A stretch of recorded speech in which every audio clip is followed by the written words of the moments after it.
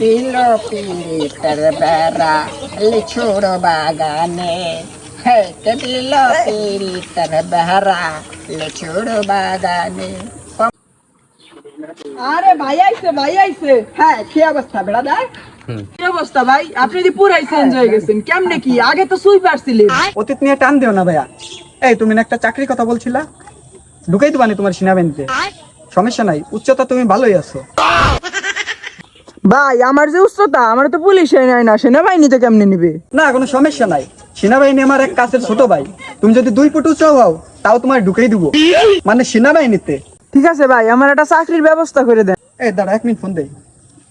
Hello কদম আলী, এই গাড়িটা নিয়ে এসো তো এই মোড়ে। ভাই এই সিপার রোডে আপনার এত বড় গাড়ি ঢুকবে? সমস্যা নাই, তুমি আসলেই দেখতে পারবা। ভাই আপনার এত চেঞ্জ হলো কিভাবে? এত গাড়ি বাড়ি, এত টাকা পয়সা কেমনে করলেন? ভাই আইছে গাড়ি।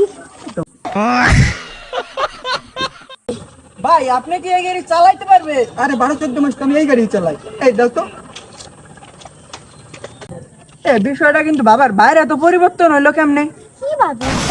ভাই ভাই ভাই ভাই, ভাই। ভাই ভাই ভাই ভাই এ বাইরে উঠে আপনার ভাই, উঠে ভাই, কি হইছে ভাই?